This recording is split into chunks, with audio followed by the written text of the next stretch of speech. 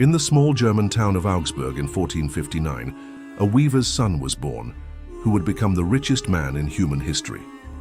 Jakob Fugger started with nothing but debt and a failing family textile business, yet by the time of his death, he controlled more wealth than entire nations. His fortune, adjusted for inflation, surpassed that of John D. Rockefeller, Andrew Carnegie, and even modern billionaires like Jeff Bezos. But Jakob Fugger wasn't just rich. He was the puppet master who controlled kings, elected emperors, and reshaped the entire European economy using a money strategy so revolutionary that it laid the foundation for modern capitalism itself. Most people have never heard of Jakob Fugger, but his financial innovations changed the world more than any military conquest or political revolution. He didn't inherit his fortune or stumble into lucky opportunities. He systematically built the first global financial empire, using principles that remain the foundation of wealth creation today. This isn't just a history lesson, it's a masterclass in how money really works and how anyone can apply these same strategies to build extraordinary wealth in the modern world. The Fugger family story began with Jakob's grandfather, Hans Fugger, a simple farmer who lost his land during economic upheavals in the early 1400s. With nothing left, Hans moved to Augsburg and became a weaver, starting from absolute zero in a competitive textile market. By the time Jakob was born, the family had built a modest weaving business, but they were still essentially working class, barely distinguishable from thousands of other small merchants across Europe. What changed everything was Jakob's uncle, who had expanded the family business into long-distance trade. But here's the crucial detail most people miss. The uncle died deeply in debt, leaving the family business on the verge of bankruptcy. When Jakob inherited control at age 24, he wasn't taking over a successful enterprise. He was inheriting a financial disaster that would have destroyed most people. But Jakob saw opportunity where others saw only problems, and this mindset became the foundation of his first wealth-building principle. Principle number 1. Always think in terms of systems, not just products. While other merchants focused on buying and selling individual goods, Jakob understood that the real money was in controlling the entire system that made commerce possible. Instead of just trading textiles, he began studying how money itself moved across Europe. He realized that the medieval economy was being held back by primitive financial infrastructure, and whoever could solve this problem would become incredibly wealthy.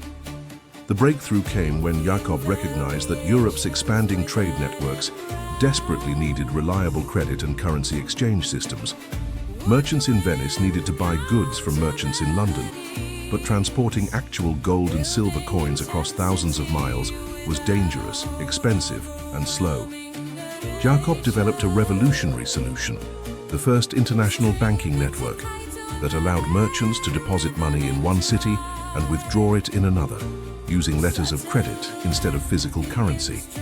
But Jakob's genius wasn't just in creating this system, it was in understanding how to make it profitable at every level. This brings us to his second principle. Always position yourself as the indispensable middleman. Instead of competing with other merchants for the same customers, Jakob made himself essential to the entire process of international trade. Every major commercial transaction in Europe became dependent on his financial network, generating profits regardless of which specific businesses succeeded or failed.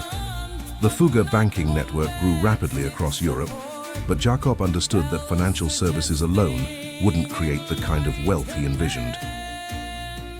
His third principle was to use financial control as leverage to dominate physical assets, particularly those that were essential and irreplaceable. Jakob identified silver and copper mining as the perfect opportunity because these metals were the foundation of European currency systems. Instead of simply lending money to existing mining operations, Jakob used a revolutionary approach that combined financing with operational control.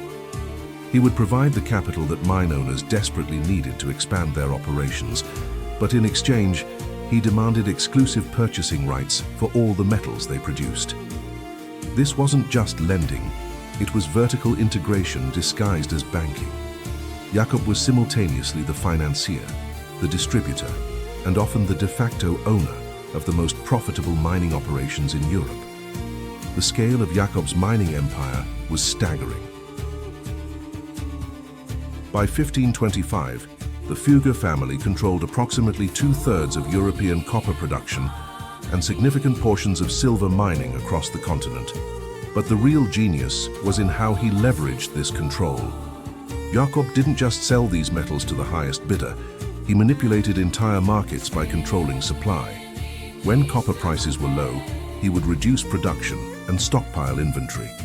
When prices rose, he would flood the market from his reserves, driving competitors out of business while maximizing his own profits. This brings us to Jakob's fourth principle: information is more valuable than any commodity. Long before the internet or modern communications, Jakob built the most sophisticated intelligence network in Europe. His agents in every major city didn't just handle financial transactions, they gathered information about political developments, military movements, crop harvests, and anything else that might affect markets. Jakob often knew about major events weeks before kings and emperors received the news. This information advantage allowed Jakob to make investment decisions that seemed almost supernatural to his contemporaries. When other merchants were caught off guard by political upheavals or economic changes, Jakob had already positioned himself to profit from the chaos. He could predict currency devaluations, anticipate commodity shortages, and identify opportunities that were invisible to everyone else. But perhaps Jakob's most audacious strategy was his decision to become the kingmaker of Europe. This illustrates his fifth and most important principle. When you control the money, you control everything else. Jakob realized that lending money to merchants and miners, no matter how profitable, would always have limitations. The real power lay in financing the people who made the rules, the kings, emperors, and princes who controlled entire nations. The Holy Roman Empire provided Jakob with the perfect opportunity to test this theory. When Emperor Maximilian needed financing for his military campaigns, Jakob provided the loans. But these weren't simple business transactions. They were strategic investments in political control.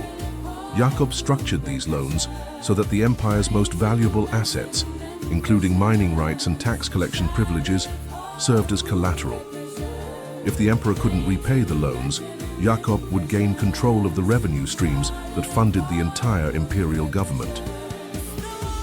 The true test of Jakob's political strategy came in 1519, when Emperor Maximilian died and the imperial throne became vacant. The position of Holy Roman Emperor wasn't hereditary, it was elected by 7 prince-electors, and the leading candidates were Charles V of Spain and Francis I of France. Both men desperately needed financing to bribe the electors who would determine the outcome. Jakob made one of the most audacious financial bets in history. He lent Charles V the equivalent of millions of modern dollars to secure his election as emperor, essentially buying the throne of the Holy Roman Empire. But this wasn't just political meddling, it was brilliant business strategy. Jakob knew that controlling the emperor meant controlling the policies that would determine the future of European trade, mining rights, and monetary systems. When Charles V won the election and became emperor, Jakob had effectively purchased influence over the most powerful political position in Europe. The new emperor was so indebted to Jakob that he had no choice but to grant the Fugger family unprecedented privileges, including monopoly rights over mineral extraction, exemptions from various taxes and regulations, and even the authority to mint their own currency in some regions. The wealth that flowed from these privileges was astronomical. At the peak of his power, Jakob Fugger's personal fortune was equivalent to approximately 2% of Europe's entire economic output. To put this in modern terms, that would be like a single individual today controlling over $2 trillion. Jakob had become wealthy beyond the comprehension of kings and emperors. But Jakob's story also contains crucial lessons about the risks of extreme wealth concentration and political manipulation. His success was built on creating systems that made him indispensable, but those same systems eventually created powerful enemies who resented his influence. Religious reformers like Martin Luther specifically attacked the Fugger family's business practices, arguing that their lending methods violated Christian principles. Political rivals began working to undermine the privileges that formed the foundation of Fugger wealth. The long-term sustainability of Jakob's empire was also threatened by the very success of his innovations. As other families and institutions copied his financial methods, the competitive advantages that had made him uniquely powerful began to erode. The banking and credit systems he had pioneered became standard practice across Europe, reducing the extraordinary profits that had built his fortune. Jakob died in 1525, at the height of his wealth and influence, but his legacy extended far beyond his personal fortune. The financial innovations he developed became the foundation for modern banking, international trade, and capital markets.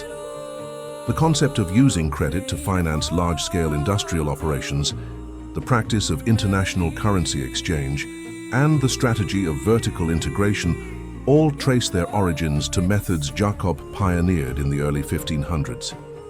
More importantly, Jakob proved that in any economic system, the greatest fortunes are built by those who understand and control the underlying infrastructure that makes commerce possible. While others fought over existing wealth, Jakob created entirely new categories of value by solving fundamental problems in how money and trade functioned. The principles that built Jakob Fugger's fortune remain as relevant today as they were 5 centuries ago. First, think systematically about entire industries and economies, rather than focusing on individual transactions. The biggest opportunities come from solving infrastructure problems that affect entire markets. Second, position yourself as indispensable rather than just competitive. Instead of trying to beat existing players at their own game, create new games where you set the rules. Third, use financial control to gain operational control over essential assets and resources. Money is a tool for acquiring power over the physical systems that generate ongoing value. Fourth, invest heavily in information and intelligence gathering. In any competitive environment, knowing what others don't know provides decisive advantages. And fifth, understand that ultimate wealth comes from influencing the people and institutions that create the rules governing how money and markets operate. Today's equivalent opportunities exist in digital infrastructure, renewable energy systems, biotechnology platforms, and other emerging sectors where new rules are still being written. The specific technologies change, but the underlying wealth-building principles remain constant. Jakob Fugger showed that extraordinary fortunes are built by those who recognize that money is just the beginning. The real prize is controlling the systems that determine how money flows and where it accumulates. The weaver's grandson, who became richer than emperors, proved that in any era, the greatest wealth goes to those who understand how to build and control the infrastructure that makes everything else possible. Your starting point doesn't determine your wealth potential, but your understanding of these systems absolutely does. Jakob Fugger proved that the biggest fortunes aren't built by working harder. They're built by controlling the systems that make money flow. From bankrupt farmer to richer than emperors, using 5 principles that still create billionaires today. If his blueprint for building wealth through systems instead of sweat showed you what real financial power looks like, smash that like button and tell me which principle you're implementing first. Share this with someone who's tired of trading time for money when they could be building systems that generate wealth while they sleep. And subscribe with notifications on, because I'm revealing the money strategies of history's most ruthless wealth builders every week. These forgotten masters didn't just get rich, they rewrote the rules of how wealth is created. The same opportunities exist today, but only for those who understand how money really works. Your financial empire starts with the next video, so don't let these secrets stay buried when they could be building your dynasty right now.